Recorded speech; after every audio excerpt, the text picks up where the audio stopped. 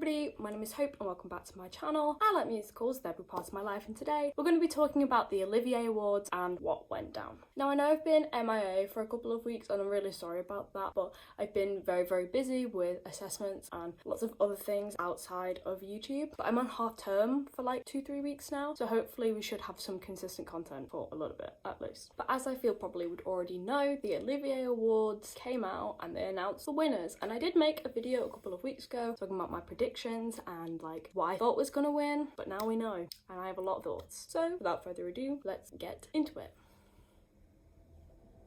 But before I get into this video, remember that you can like, subscribe and turn on notifications so you can get notified every time I upload, which is particularly every Sunday, but sometimes extra days in the week as well. Apparently over 90% of my viewership is not actually subscribed, so what are you doing? Subscribe right now.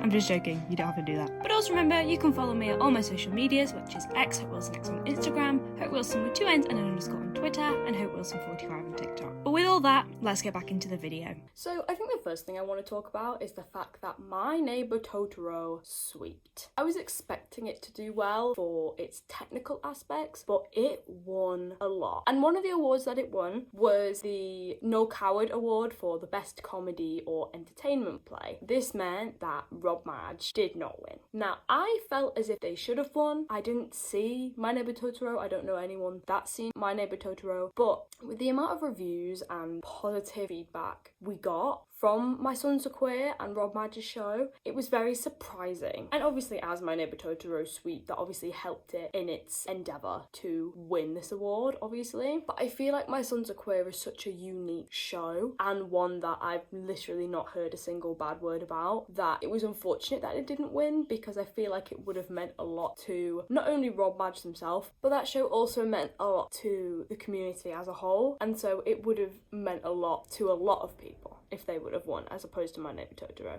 Matt Cole also won for Newsies. Are we surprised? Absolutely not. I think we all felt as if that, even though Newsies only got nominated for one award, that it had a very good chance of winning that award. They performed at the Oliviers, and I really think, no offence, but also offence to the crew of the Olivier Awards, as the mics were all over the place. They were, and I'm sorry, like, I know it is a very difficult thing to put on the Olivier Awards, but it very much felt like there was not enough rehearsal time for the Newsies segment, as people's mics were on when they should have been off, people's mics were off when they should have been on, and like the whole way through it made it more jarring because the sound just kept changing because they weren't sure what to do. And there's probably a reason for that I don't know about, and that's fine, but I think it did really affect the performance. It was also nice to see the female Newsies get their own little segment, because obviously in the original Broadway production there wasn't any, so it was nice to give them a little featured part.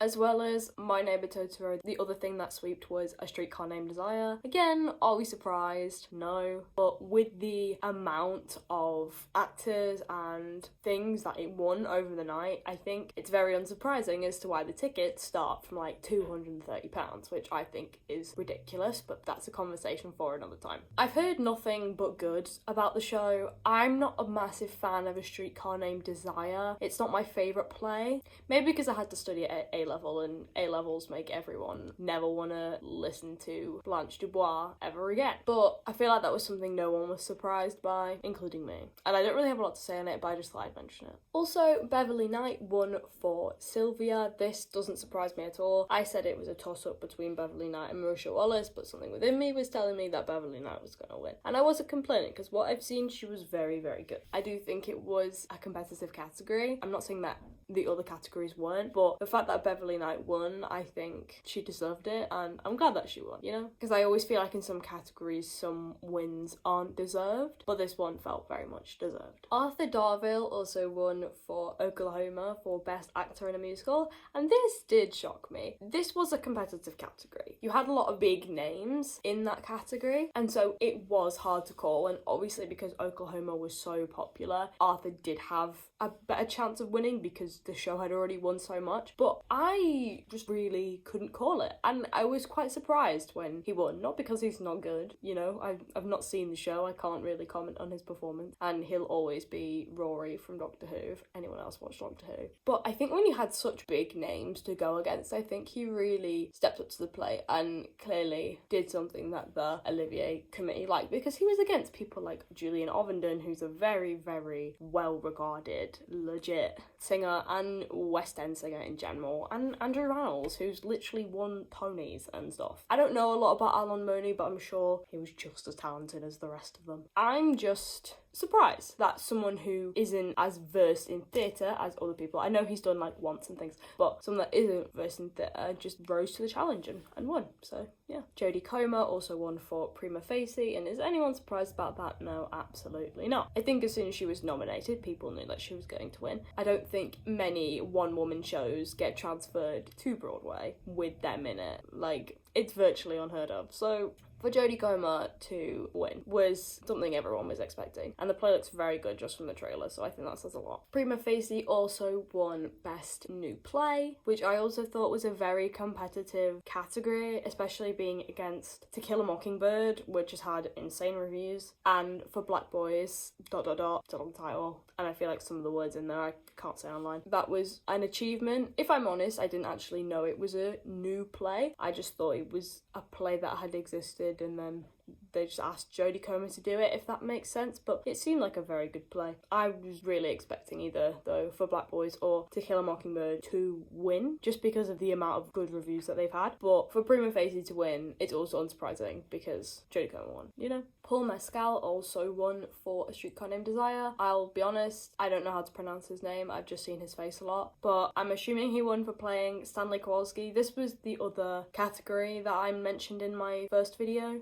that I thought was a very, very competitive category with Rafe Spall, Giles Terera, David Tennant and Tom Hollander. I'm not surprised that he won because, like I said, the production of Streetcar was wildly talked about and is raved about now. Like, people love that production, hence why it won so many awards. But I did feel like both Rafe Spall and David Tennant had a very good chance of winning that award, and I think people wouldn't have been surprised if any of those three had won. I'm not saying the other two in the category weren't good, but I feel like people didn't expect them to win because of the level of well-knownness. That's not the right word, that's not good grammar, but do you understand what I mean? Like, because those three were more in the public eye and they had like bigger quote-unquote performances, that they would have more chance of winning. But Paul Mescal, yeah, not surprised. And the last thing I'm going to talk about is the fact that Standing at the Sky's Edge won for Best New Musical. Am I surprised? Yes and no. I felt like it very much depended on the Oliviers panel and the Olivier voters that would really determine what won this award. I really felt like it was between Sky's Edge and Sylvia. I kind of wanted Sylvia to win, not for any other reason other than I've seen a lot of clips and they look really good. But Standing at the Sky's Edge has had a very polarising review depending on who was reviewing it, whether it was people who prefer plays or people who prefer musicals, and that had a big impact. And I feel like as a whole, like, no shade to the things that got nominated, but this year really wasn't a big year for musicals like we expected it to be. I feel like after everything that's happened over the past 3 years, this was the first year where everyone was like, there's going to be a big rise in theatre. And I feel like plays-wise, that has definitely happened this year. That was an accident. But musicals-wise, it's not. I say this every year, and I feel like we really need to run back to original musicals. I think adaptations are great, don't get me wrong, but original productions are just worth so much more to me and really make me appreciate musical theatre as a whole. And while obviously Sky's Edge, Sylvia and Tammy Faye were all new shows, to me it doesn't feel like any of these shows are going to go mainstream like Back to the Future did last year. But obviously Back to the Future is an adaptation, and I'm just really hoping for next year that there's some original musicals that then like skyrocket in popularity, if that makes sense. Because I feel like we really need it, and I would just really love to see that for just the theatre community in itself. But, you know, you can't have everything, and these productions, I'm sure, were great. But, you know, now we have, a couple of months? We have like 2-3 months until the Tony Awards and the Tony Award nominations, and you will be damned if I don't talk about them. So you're going to be hearing that from me in about 2 months' time.